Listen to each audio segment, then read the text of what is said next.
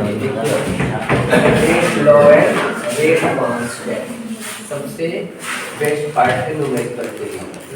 इसमें तीन ही टाइप का है, एक तो रेट एक्सप्रेशन से क्वेश्चन पूछा जाता है, नहीं तो रेट कांस्टेंट से क्वेश्चन, नहीं तो ऑर्डर ऑफ रिएक्शन से।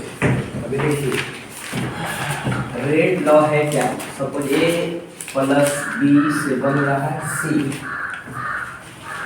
अगर हमको रेट लॉ लिखना है, रेट लॉ क्या है, किसी भी रिएक्शन का रेट, अगर मान लिया अगर रेट है इस रिएक्शन का आर इज प्रोपोर्शनल टू ए और बी, तो किसी रिएक्शन का रेट रिएक्टेंट के कंसंट्रेशन के जो बीच का संबंध है उसी को क्या बोलते हैं, रेट लॉ। किसी भी रिएक्शन का रेट उसके रिएक्टेंट के कंसंट्रेशन के ऊपर निर्भर करता है। अगर एक प्रोपोर्शनल साइन को हटा देंगे तो क्या हो जाएगा, ए और बी। देखिए इधर सपोज इसका N1 M1 कोएफिशिएंट है और इसका M2 है और ये N1C बन रहा है, तो किसी भी रिएक्शन का रेट उसके रिएक्टेंट के कंसंट्रेशन के समानुपाती होता है, डायरेक्टली प्रोपोर्शनल होता है। अभी इधर A का कोएफिशिएंट M1 है और B का M2 है, तो ऐसा नहीं कि A का पावर हो जाएगा M1 और B का पावर हो जाएगा M2। हम इधर X लिखेंगे और इधर Y। ये जो X है वो M1 के बराबर हो भी सकता है और X can not be equal to M1। वो M1 हो भी सकता है और नहीं भी हो सकता है। वैसा ही y जो है वो M2 हो भी सकता है या y can not be equal to M2। हम नहीं बता सकते हैं कि x और y जो है कब M1 M2 के बराबर होगा, कंडीशन लागू है उसके साथ। तो इधर हो जाएगा x, इधर हो जाएगा y। रेट लॉ क्या है, किसी भी रिएक्शन का रेट उसके रिएक्टेंट के बीच के कंसंट्रेशन, मतलब किसी रिएक्शन का रेट रिएक्टेंट के कंसंट्रेशन के बीच का संबंध रेट लॉ कहलाता है। या आप ऐसे लैंग्वेज बोलेंगे, किसी रिएक्शन का रेट उसके रिएक्टेंट के कंसंट्रेशन के प्रोपोर्शनल होता है, इसी को रेट लॉ कहा जाता है। लेकिन इस पे कंडीशन लागू है, x और y जो है M1 M2 के बराबर हो भी सकता है और नहीं। ऐसा क्यों, रिएक्टेंट को देखकर वो कैसे रिएक्शन करेगा आप नहीं बता सकते हैं। जैसे एक मटके में दूध रखा हुआ है फ्रेश, और दूसरे मटका में दूध है लेकिन वो सांप टच किया हुआ है, आप बता सकते हैं कि कौन सांप टच किया हुआ है, देखकर नहीं बताया जा सकता है। एक पिएंगे तो मजबूत होंगे, दूसरा पिएंगे तो गाड़ी खुल जाएगी। तो रिएक्टेंट को देखकर वो कैसे रिएक्शन करेगा ये आप नहीं बता सकते, एक्सपेरिमेंटल डेटा है। क्यों, क्योंकि x और y चेंज करेंगे तो रेट चेंज हो जाएगा। और देखिए चीनी का पाउडर, देखिए चीनी को क्रश कर देते तो पाउडर बन जाता है, और आटे का पाउडर, दोनों पाउडर आपको एक ही जैसा दिखेगा। अगर दूर रखा है ना तो आप देखकर बहुत कम डिफरेंस कर पाएंगे कौन किसका पाउडर है। या एक साबुदाना का पाउडर रख लीजिए, मिक्स कर दीजिए, साबुदाना को क्रश करके पाउडर बना लीजिए, चीनी का पाउडर ले लीजिए, आटा ले लीजिए, अच्छा उसमें मान लीजिए 3-4 राइस है, अलग अलग राइस का पाउडर ले लीजिए, आप बता सकते हैं कि किसका पाउडर कौन सा है? नहीं। देखकर रिएक्टेंट के बारे में पता करना बहुत मुश्किल है।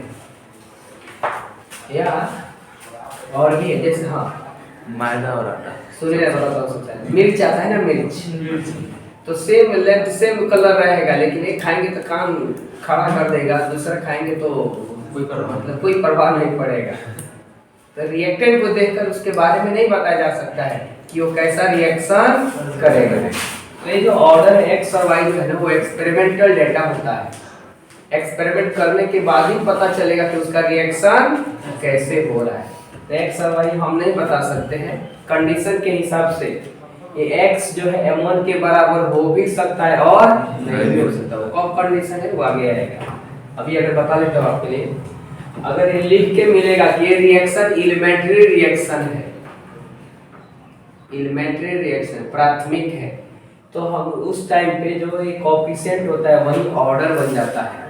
x जो है, x क्या है, इसको बोलते हैं ऑर्डर ऑफ a, y क्या है, order of b, x plus y क्या है, ऑर्डर ऑफ रिएक्शन। अगर रिएक्शन का ऑर्डर पूछेगा तो आपको दोनों को जोड़ के बताना पड़ेगा। समझ गए?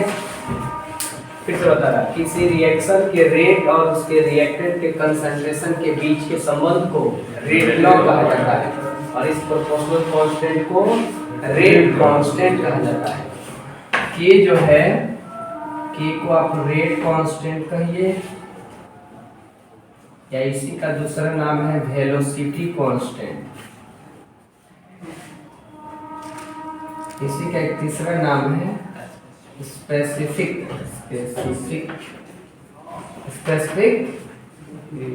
Reaction rate. ये पॉइंट समझे तो ये स्पेसिफिक रिएक्शन रेट क्यों कह रहा है? अगर ए का कंसंट्रेशन 1 हो और बी का भी कंसंट्रेशन 1 हो तब तो ये 1 का पावर x1 और 1 का पाई 1 का पावर y1, ये 1 1 गया तो r बराबर k, यानी k किसके बराबर हो जा रहा है? रेट के। लेकिन कौन से रेट? जब एक कंडीशन लागू है। कौन सा कंडीशन है? a और b का कंसंट्रेशन 1। तो किसी खास, स्पेसिफिक का मतलब है खास, किसी खास कंडीशन में जो रिएक्शन का रेट होता है, रिएक्शन का जो रेट होता है वह क्या कहलाता है? Rate constant. समझिए क्या? रेट कांस्टेंट को स्पेसिफिक रिएक्शन रेट कहा जाता है। मतलब किसी एक खास कंडीशन पे, यानी जब ए और बी का कंसंट्रेशन 1 हो जाएगा उस टाइम पे जो रेट होगा वो किसके बराबर है? रेट कांस्टेंट के। यानी रेट कांस्टेंट को स्पेसिफिक रिएक्शन रेट कहा जाता है क्योंकि जब उसका कंसंट्रेशन 1 हो जाएगा तो रेट कांस्टेंट के बराबर हो जाएगा। लेकिन कंडीशन लागू है, किसी एक कंडीशन होना चाहिए कि जब ए और बी का कंसंट्रेशन 1 हो जाए। डाउट है? तो x और y आप अपने मन से नहीं बता सकते हैं। x और y ऑर्डर ऑफ रिएक्शन होता है और ये एक्सपेरिमेंटल डेटा है। एक्सपेरिमेंट करने के बाद ही बताया जा सकता है कि x और y क्या हो सकता है। देखकर केमिकल की प्रॉपर्टी बताना बहुत मुश्किल का। और भी बताता हूँ, जैसे अगर आप तेल देखें ना मार्केट में मिलता है, कलर सेम दिखेगा लेकिन टेस्ट अलग अलग आ जाएगा। तो टेस्ट करने के बाद यानी एक्सपेरिमेंट करने के बाद ही पता चलेगा।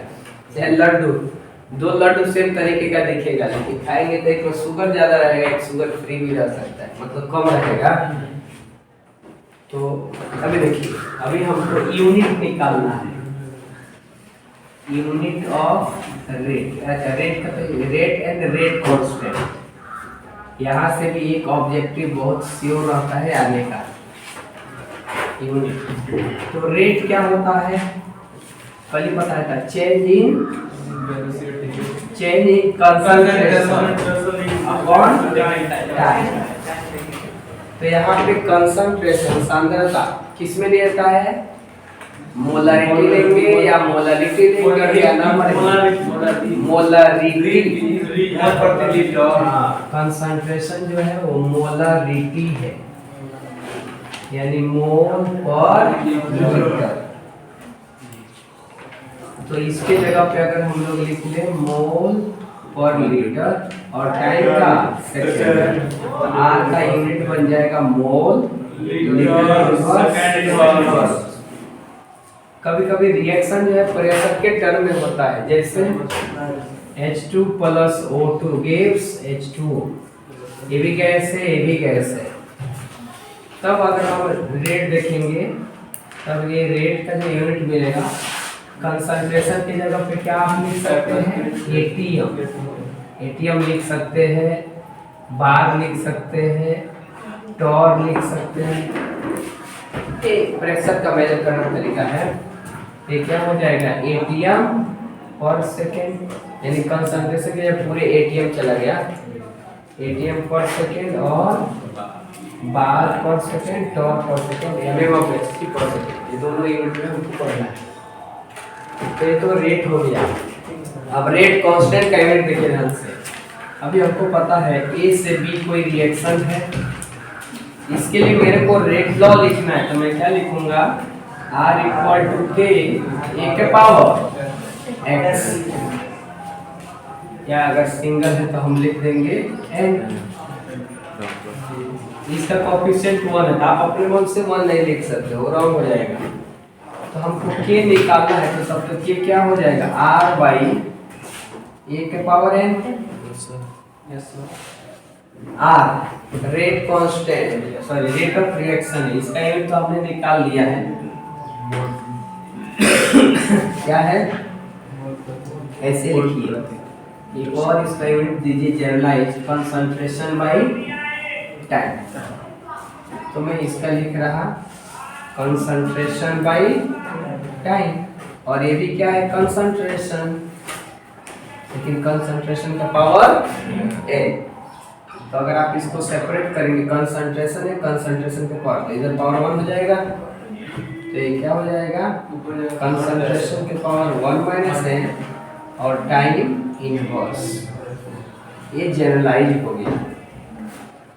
अब अगर आपको जिस टाइप का यूनिट निकालना है, n का डेटा ऐसे प्रूफ करने के लिए नहीं पूछेगा, हां यूनिट ऑफ रेट रिएक्शन, मतलब यूनिट ऑफ रेट है रेट कांस्टेंट, ऐसे प्रूफ करने के लिए प्रूफिंग का केमिस्ट्री में क्वेश्चन नहीं है, प्रूफ करने के लिए क्वेश्चन बनाया जा सकता है, तो थोड़े कि नहीं बना सकते, लेकिन देता ही नहीं ना, ये बीआर बोर्ड है, इसमें क्वेश्चन को आसानी से आसानी पास करा के दे देना है।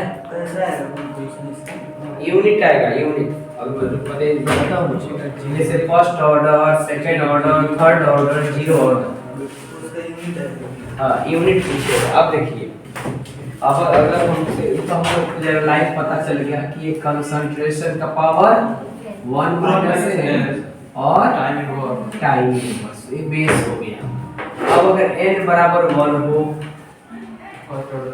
नहीं रुकिए, अभी हमको दो टर्म पता है, एक मोल पर लीटर के टर्म में, अगर कंसंट्रेशन की जगह पे मोल पर लीटर रख दिया जाए और कंसंट्रेशन की जगह पे सिंपल एटीएम रख दिया जाए, तब क्या हो जाएगा,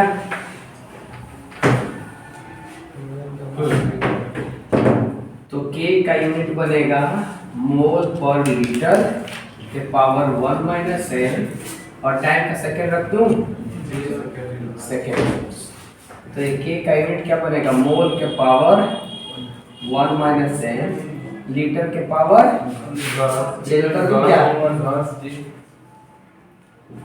लीटर के power 1 minus n second inverse, तो क्या हो जाएगा, मोल के पावर 1 माइनस n, लीटर के पावर ऊपर जाएगा तो चेंज हो जाएगा, और ये हो गया, ये जनरलाइज हो गया।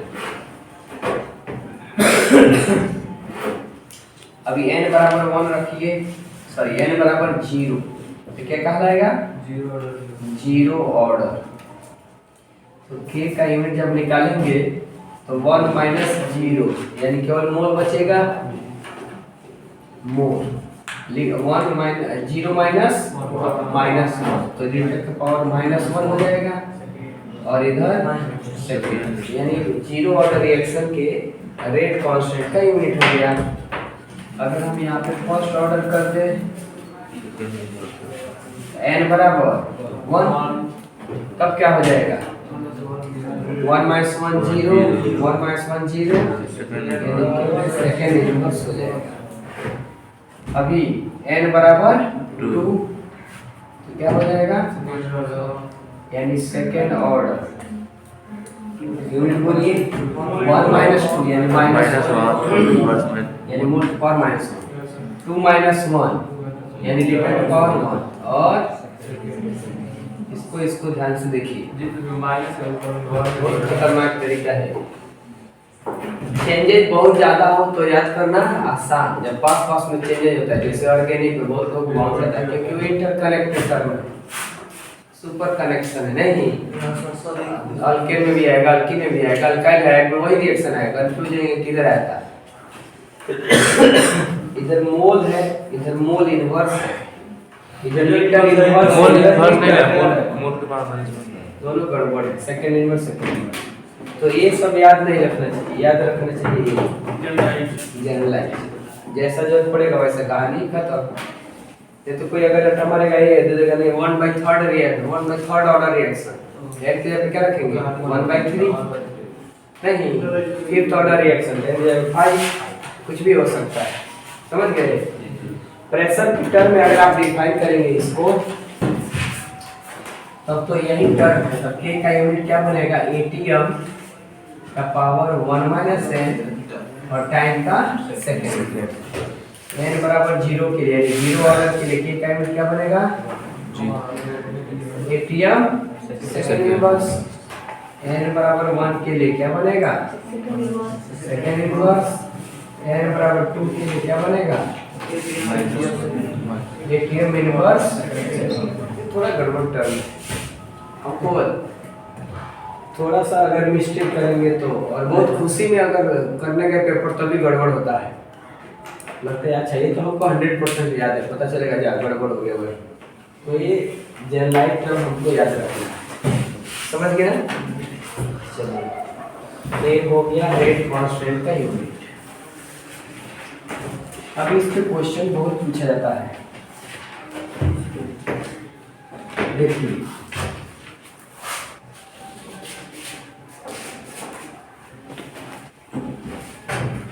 ये सबको खत्म कर देंगे।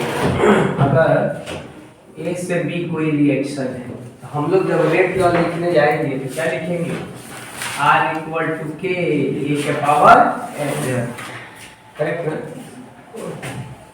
अगर वो कह रहा है कि फर्स्ट ऑर्डर है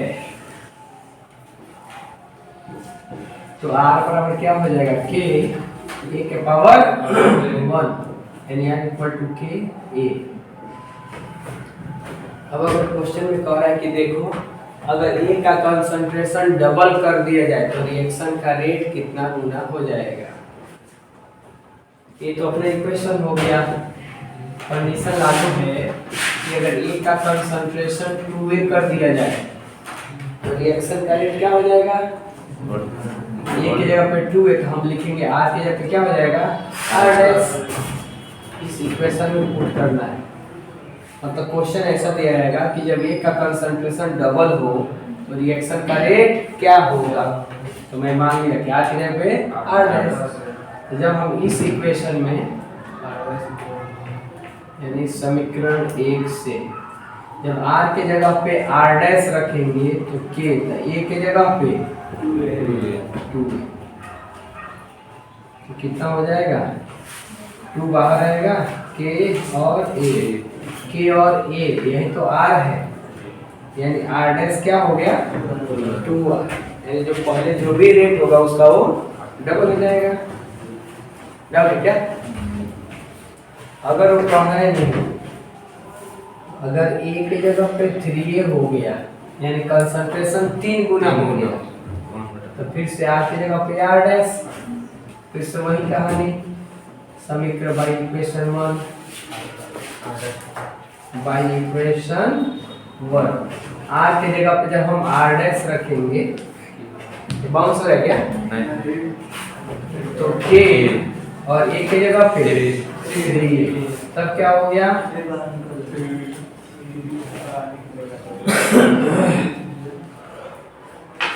यानी r डैश क्या हो गया 3।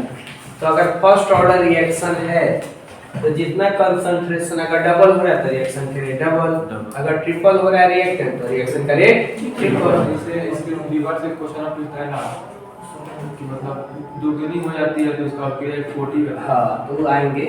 अभी सपोज अगर एक कह रहा है नहीं अब ये सेकंड ऑर्डर है सेकंड ऑर्डर तो अपना रेट में क्या बनेगा r = k a के पावर 2 लिखना है क्या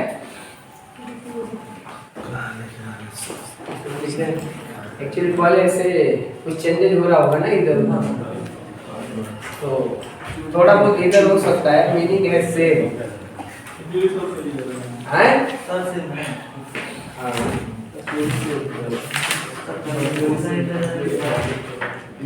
अब बताइए अगर एक की जगह पे यानी रिएक्टर का कंसंट्रेशन डबल हो जाए तब क्या होगा स्क्वायर हो जाएगा यानी इधर स्क्वायर आएगा इधर भी स्क्वायर आएगा तो इधर क्या हो जाएगा 4 हो जाएगा, यानी 4R। यानी अगर सेकेंड ऑर्डर रिएक्शन हो तो जैसे ए का कंसंट्रेशन डबल करेंगे तो रिएक्शन का रेट 4 गुना हो जाएगा। अगर इधर थर्ड ऑर्डर हो तो 9 गुना हो जाएगा। इधर 3 का स्क्वायर, सर इधर ऐसा, सर इधर क्यूब कर देना 2 का पावर 3 8 हो जाएगा। अगर इधर थर्ड ऑर्डर रिएक्शन है इसका मतलब इधर 3 आएगा, तो इधर 2 करेंगे 2 के पावर 3 यानी 8 गुना हो जाएगा। ठीक है, अगर वही 3 गुना कर दिया जाए इस केस में तो कितना हो जाएगा, यानी 9 गुना हो जाएगा। इस टाइप के बहुत अच्छी क्वेश्चन मतलब ऑब्जेक्टिव में वो आने का ज़्यादा चांस रहता है क्योंकि आसान है। तो रेट का हम लिख लेंगे जनरलाइज। अगर वो बोल रहा है सेकंड ऑर्डर तो n बराबर 2, फर्स्ट ऑर्डर तो n बराबर 0 ऑर्डर तो n बराबर 0 ऑर्डर भी पूछ सकता है फंसाने के लिए। तो कुछ भी नहीं चेंज होने वाला होगा। अगर 0 ऑर्डर हो गया कुछ लिखना होगा क्या? आपको फोटो अगर खींचना है तो खींच सकते हैं, मोबाइल निकाल के लेके रह जाइए पर तो खींच लीजिए। अगर हाँ, अगर n बराबर 0 हो यानी 0 ऑर्डर रिएक्शन का केस हो, 0 ऑर्डर तो इधर क्या आ जाएगा 0, इधर 0 और r बराबर k तो i हो जाए 2a। तो इधर तो सारा कहानी गड़बड़ है। r बराबर k कंसंट्रेशन का टर्म तो है नहीं, एक को डबल करेंगे या ट्रिपल करेंगे उसका कोई इफेक्ट नहीं होने वाला है। तो r डैश भी क्या होगा k, यानी अगर 0 ऑर्डर रिएक्शन है तो रिएक्टेंट का कंसंट्रेशन कितना भी घटाएंगे बढ़ाएंगे तो उसके ऊपर कोई इफेक्ट नहीं पड़ने वाला।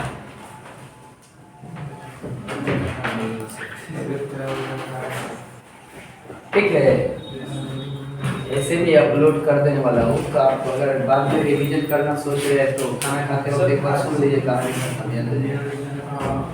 ऐसे में बाकी भी चैप्टर फिजिकल का सोच रहा पढ़ा दूंगा अगर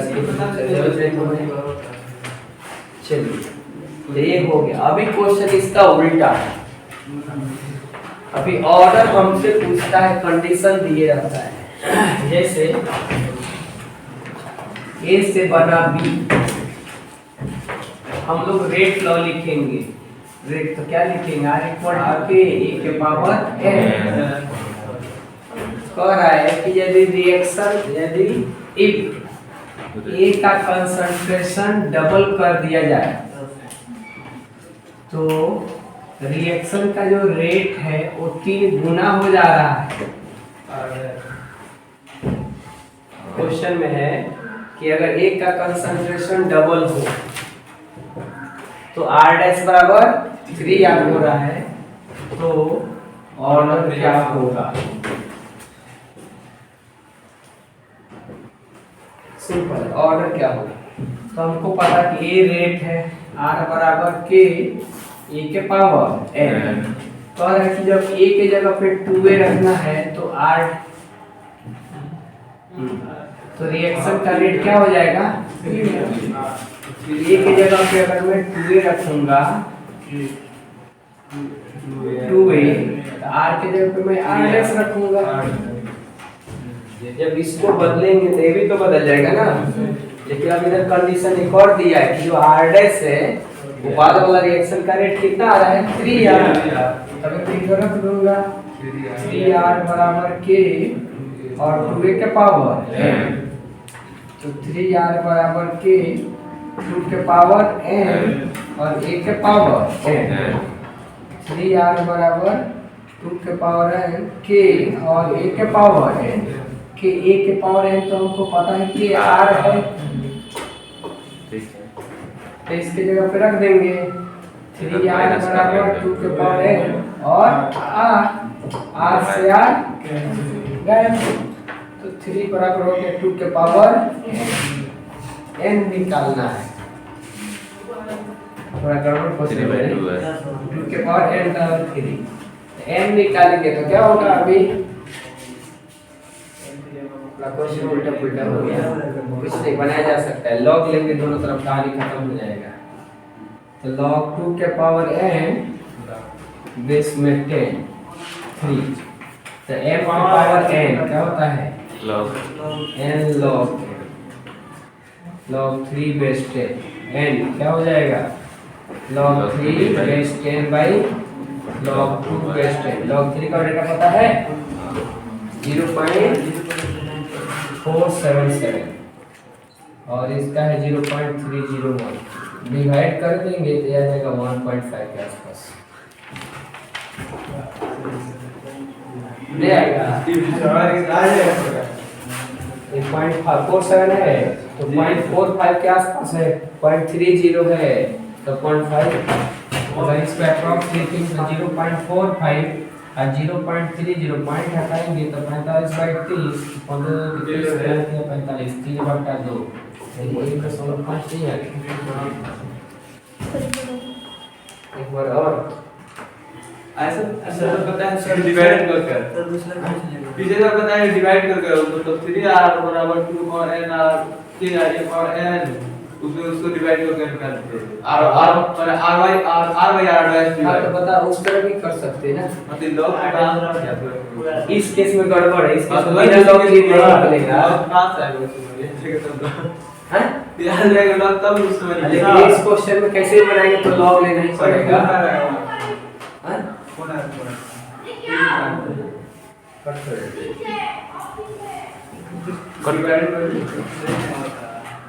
टाइम कितना हो गया? हाँ अब देखिए किसी को दूसरे तरीके से बताता हूँ। हाँ एक सेकेंड, अगर इसी को देखिए क्वेश्चन ऐसा है तो हम अपने मन से रेट लिखेंगे तो ए रेट लॉग हो गया। वो कह रहा है कि जब ए का कंसंट्रेशन दुगुना कर दिया जाता है तो रिएक्शन का रेट 3 गुना हो जा रहा है। ये आर है, इसको आर लीजिए इनिशियल केस में। जब रिएक्शन का कंसंट्रेशन यानी ए का कंसंट्रेशन डबल तो आर का यानी रिएक्शन का रेट जो नया आएगा वो कितना हो जा रहा है 3 गुना। तब कह रहा है कि n बताओ, तो मैंने हमारा इक्वेशन में पता है कि r बराबर k a के पावर n है। तो जब a का कंसंट्रेशन 2 है हमको नहीं पता है तो r की जगह मैं क्या लिखूंगा r डैश, वो सेम थोड़े होगा, हमको क्या पता होगा सेम होगा या नहीं होगा, तो मैं तो अलग लिखूंगा ना। a का कंसंट्रेशन डबल कर दिया तो r जगह r डैश लिख लिया, नहीं लिख लेंगे कुछ भी अलग लिखना पड़ेगा। लेकिन उसने दिया है कि r डैश जो है ना वो 3r के बराबर है, रिएक्शन का रेट क्या हो रहा है 3 गुना हो जा रहा है। तो r डैश तो मैंने क्या लिख लिया 3r के 2 के पावर n। अब मैंने इसको सोल्व किया के 2 के पावर n a है और पावर n, 2 के पावर n को बाहर ले लिया के a के पावर n के a के पावर n है क्या यही तो r है, r रख दिया r कैंसिल, ये रिलेशन आ गया कि जो 3 और 2 के पावर n। अभी हमको n निकालना है पावर में, पावर का वैल्यू जब निकालना है तो बिना लॉग लिए तो निकलने वाला है नहीं। तो मैंने 2 के पावर n बराबर 3 लिखा, लॉग ले लिया, लॉग बेस 10 में 2 के पावर n लॉग 3 बेस 10 ऐसे पढ़ते हैं, लॉग 3 बेस 10 लॉग 2 के power n base 10 log m का पावर n क्या होता है n log m, n log m ये log 3 बेस 10। अब इधर एक गुना है, इधर जाएगा तो भाग नहीं हो जाएगा। log m by n क्या होता है n log m by n क्या होता है log m minus log